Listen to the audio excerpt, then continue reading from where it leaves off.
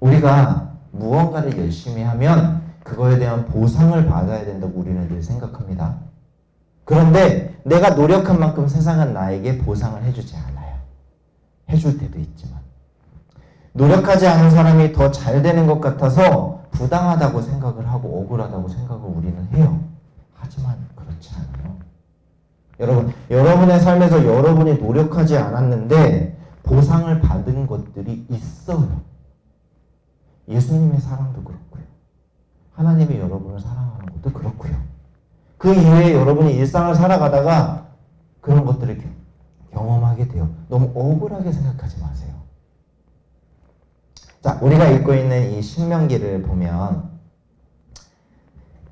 하나님의 가르침을 잘 듣고 하나님의 가르침을 나의 마음에 새기고 그것을 지키면 우리는 뭔가 보상을 받아야 된다고 생각을 해요. 근데 그렇지 않아요. 하나님은 그렇지 않아요. 하나님은 그런 분이 아니에요. 근데 하나님이 내가 하나님의 말씀도 잘 듣고 하나님의 말씀을 잘 지키고 하나님의 말씀을 내 마음에 품었는데 왜 하나님은 나한테 보상을 안 해주세요? 그렇게 하지 않으면 우리는 하나님을 불공평하다고 해요. 이스라엘 백성들이 그랬어요. 그리고 이스라엘 백성들이 나중에 다 망해갈 때 하나님을 리스펙하지 않고 막 살았어요. 그때 그들이 하나님한테 얘기했던 게 뭔지 아세요? 하나님, 왜 나는 하나님의 말씀을 지키고 하나님의 말씀을 마음에 새기고 하나님의 말씀을 잘 들었는데 왜 나한테 보상을 안 해주세요? 이렇게 얘기했어요. 왜 하나님의 정의롭지 못합니까? 왜 우리나라를 망하게 합니까? 라는 얘기를 했어요. 그때 나타난 선지자가 하박국이에요. 여담인데 기회가 되면 읽어보세요. 그 하박국이라는 선지자가 니네가 하나님을 리스펙하지 않아서 그렇게 된 거야 라고 하는 말을 적어놨어요. 한번 읽어보세요.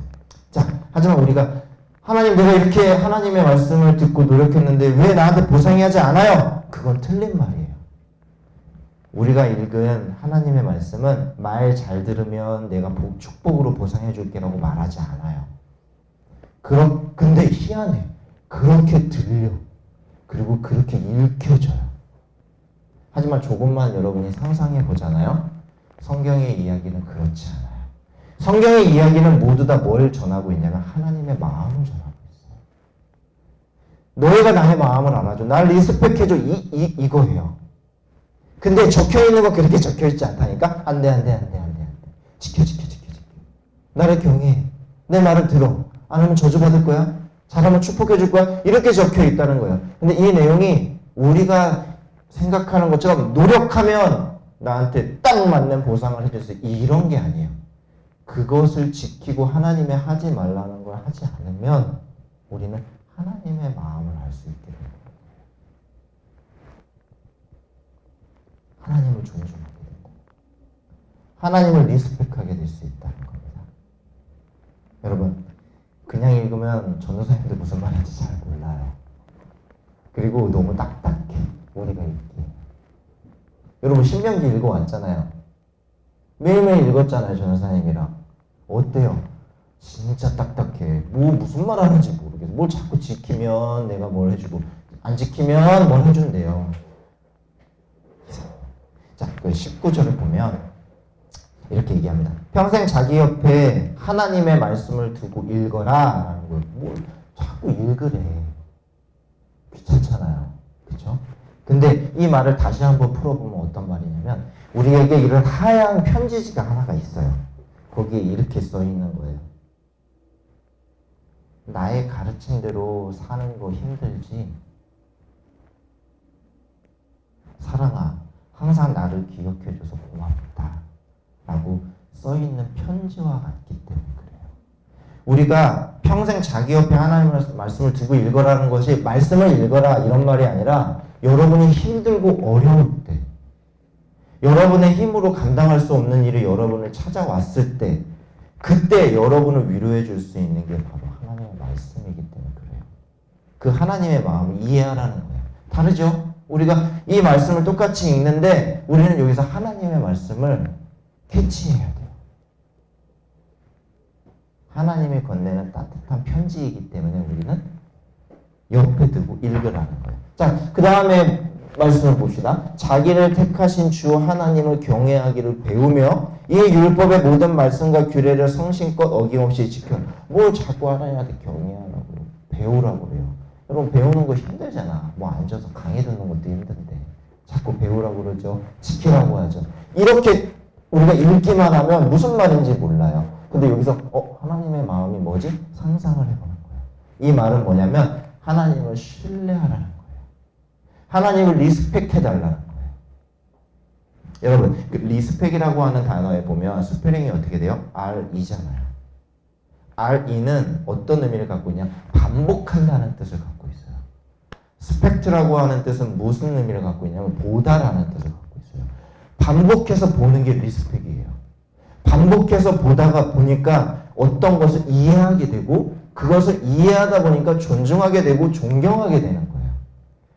여기서 내 옆에 두고 하나님을 경외하기를 배우라는 이 말은 리스펙하라는 말이에요. 뭐냐면 계속해서 반복해서 하나님과 오래 하나님을 바라볼 때 우리는 하나님을 이해할 수 있고 하나님을 존중할 수 있는 마음이 우리 마음 가운데 생긴다는 거예요.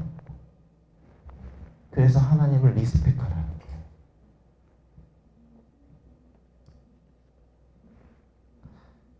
이제 예배를 한번 맞춰보려고 해요. 리스펙. 이게 하나님의 마음이에요, 여러분의 향한. 신명기라는 성경은 너무 딱딱하게 적혀 있지만 그 안에는 너무 큰 하나님의 사랑의 마음이 담겨져 있어요.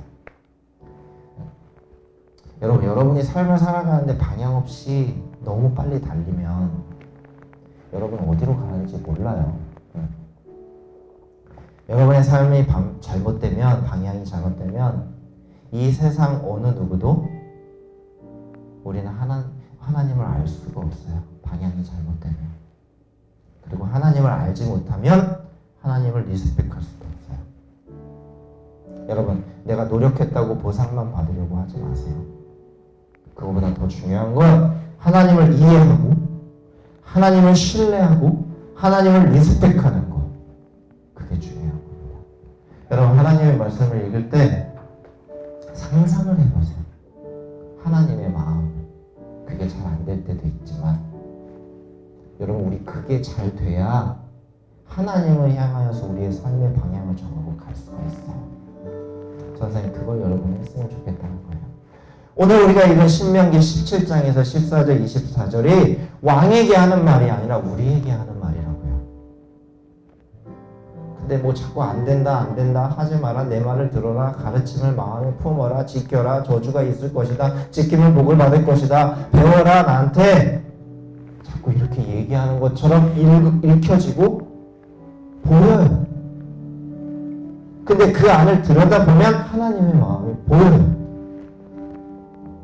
전사님도 하나같이 재미가 없고 막 나한테 명령하는 것 같아서 때로는 싫을 때도 있어요. 하지만 하나님은 단 하나를 원하는 겁니다. 너희들이 나에게 주는 리스펙, 신뢰, 너희들이 나에게 주는 존중, 나 그거 하나면 돼. 그러면 너희들의 삶에서 많은 것을 남들처럼 다 쌓으려고 하는 것을 다 주지는 못하더라도 너네가 기본적으로 누려야 될 거는 내가 책임져 주고 지켜줄게. 그렇게 하나님이 말씀하시는 겁니다. 하나님을 외롭게 하지 않았으면 좋겠어요. 전사님은.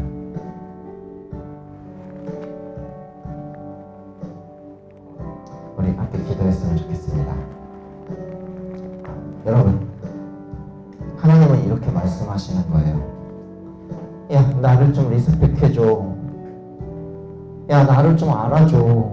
야, 말씀 딱딱하게 적힌 거 나도 알아. 근데 예전에 이 말씀을 읽었던 사람들은 나의 마음을 알았어. 그러니까 시간이 많이 흘렀어도 너희도 나의 마음을 알아줬으면 좋겠어. 나는 너희를 알고 싶어서 노력하고 있어. 너네도 나를 알아줬으면 좋겠어. 그러니까 더 큰 힘을 갖기 위해, 더 많은 특권을 누리기 위해, 더 많은 금과 은을 갖기 위해 막 달려가지 말고 하나님을 향해, 나를 향해 방향을 바꿔줘. 그리고 나를 리스펙해줘. 이렇게 하나님이 말씀하시는 겁니다. 여러분, 말씀이 자꾸 명령하는 것 같고 자꾸 무조건 믿으라고 하는 것 같고 하지 말라고 하니까 너무 어렵죠? 전도사님도 그래요. 그런데 어떻게 방법이 없어. 우리는 하나님의 말씀을 가까이 하고 하나님의 마음을 이해하려고 노력하는 방법밖에 없어요. 그렇게 할 때만 우리는 하나님의 마음을 알 수가 있기 때문에 그래요. 여러분 어려운 거 다 알아요. 그 전도사님도 최대한 쉽게 하나님의 마음을 전달하고 싶어요. 근데 여러분도 노력해야 돼요. 여러분도 상상해야 돼요. 여러분의 삶을 통해서 하나님이 주신 율법의 모든 말씀과 규칙에 담긴 하나님의 말씀을 이해하고 존중할 수 있는 상상력을 달라고 여러분 기도할 수 있어야 돼요.